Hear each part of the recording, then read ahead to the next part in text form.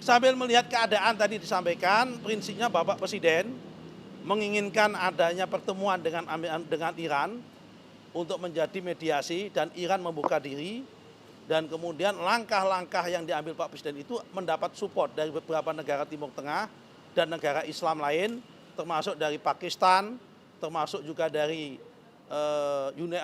UAE, tetapi tentunya ini menjadi wilayahnya Bapak Menteri Luar Negeri yang berhak untuk menjelaskan. Tetapi tadi dijelaskan upaya Bapak Presiden mendapatkan support dari negara-negara, pemimpin-pemimpin negara di Timur Tengah lainnya. Intinya Pak Presiden bersama 7 pemimpin negara yang tergabung dalam kelompok 8 itu menginginkan adanya perdamaian. Jangan sampai perang berlarut-larut terutama di Iran maupun di kawasan Teluk dan sebagainya. Assalamualaikum warahmatullahi wabarakatuh. Waalaikumsalam. Alhamdulillah Bapak-Bapak sekalian.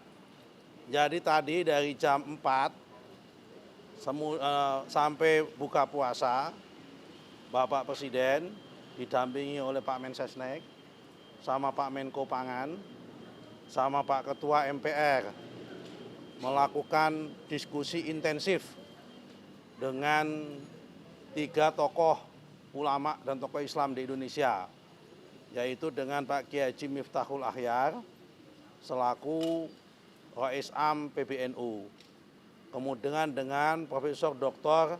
Kiai Haji Haidar Nasir selaku Ketua Umum PP Muhammadiyah, kemudian dengan Bapak Kiai Haji Anwar Iskandar selaku Ketua Umum MUI.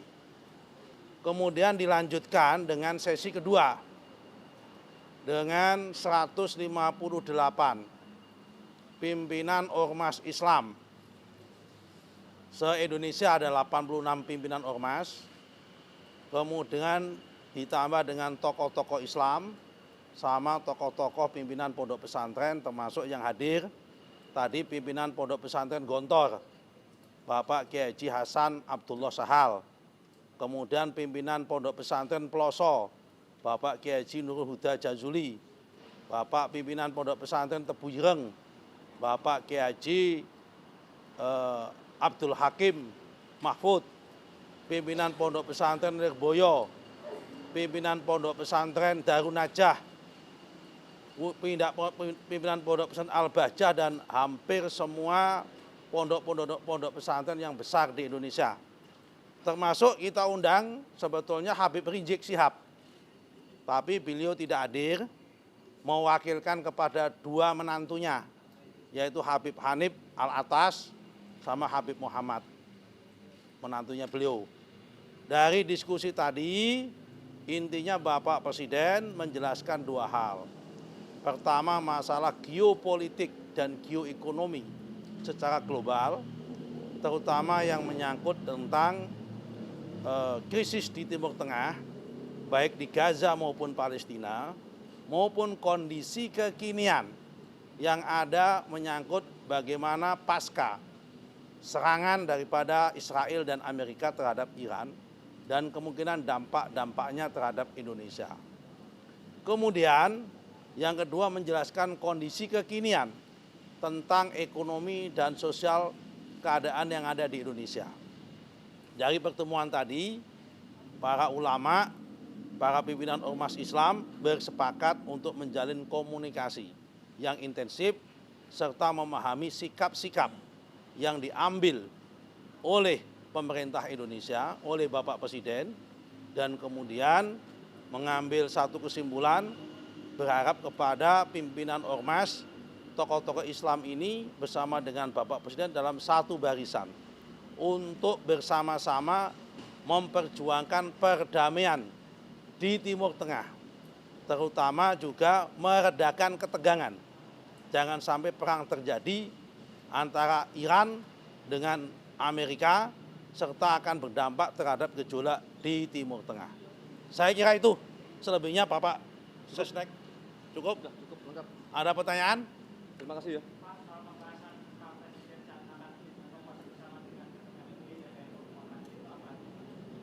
Ya tadi sudah saya sampaikan bagaimana kondisi global, kenapa Indonesia masuk BOP, bagaimana antisipasi dampak terhadap perang Iran, Jangan sampai perang Iran berdampak terhadap krisis yang ada di sini, baik itu krisis pangan maupun krisis energi.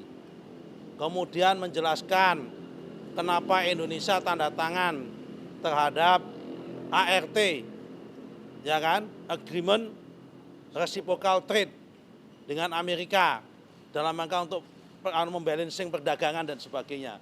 Yang di luar sana dianggap Indonesia tidak berdaulat, terlalu menguntungkan kepada Amerika dan sebagainya. Semua sudah dijelaskan sama Pak Presiden, yang intinya kebijakan itu ada win-win solution. Karena Indonesia dianggap surplus 24 miliar US dollar terhadap perdagangan dengan Amerika. Daripada kita kena tarif tinggi, kalau kita kena tarif tinggi 32%, berarti produk-produk Indonesia di Amerika lebih mahal 32%. Karena itu supaya produk-produk Indonesia kompetitif di Amerika, itulah menjadi latar belakang kenapa Indonesia menerima Reciprocal Trade tersebut, Agreement, ART. Yang itu adalah impornya bukan impor barang baru. Sebetulnya selama ini sudah impor BBM, sudah impor kedelai, hanya selama ini impor BBM-nya ngambil dari negara Gabon, Nigeria, dan Timur Tengah, dipindahkan ngambil dari Amerika. Kemudian kedelai selama ini ngambil kedelai dari Brazil sama dari Argentina, dipindahkan ngambil kedelai dari Amerika untuk dalam rangka mengurangi tarif dari Amerika ke Indonesia. Cukup? Terima kasih. Oke, terima kasih. Terima kasih.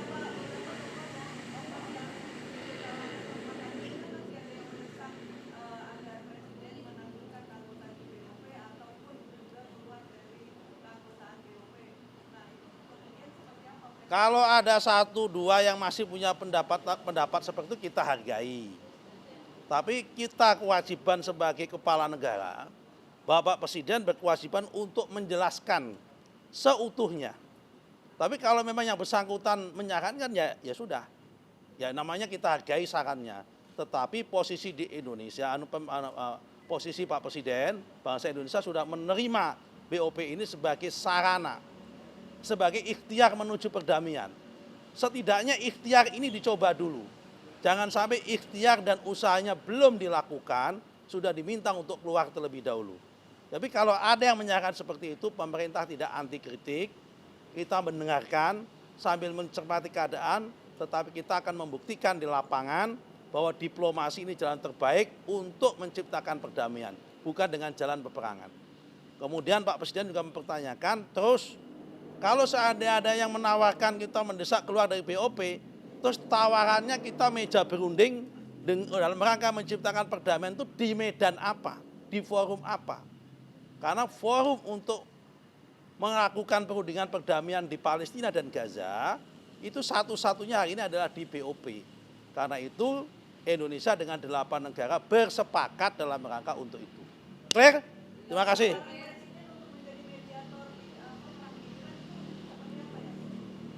Sambil melihat keadaan tadi disampaikan, prinsipnya Bapak Presiden menginginkan adanya pertemuan dengan Iran untuk menjadi mediasi dan Iran membuka diri, dan kemudian langkah-langkah yang diambil Pak Presiden itu mendapat support dari beberapa negara Timur Tengah dan negara Islam lain, termasuk dari Pakistan, termasuk juga dari UAE, tetapi tentunya ini menjadi wilayahnya Bapak Menteri Luar Negeri yang berhak untuk menjelaskan. Tetapi tadi dijelaskan upaya Bapak Presiden mendapatkan support dari negara-negara, pemimpin-pemimpin negara di Timur Tengah lainnya. Intinya Pak Presiden bersama 7 pemimpin negara yang tergabung dalam kelompok 8 itu menginginkan adanya perdamaian. Jangan sampai perang berlarut-larut terutama di Iran maupun di kawasan Teluk dan sebagainya.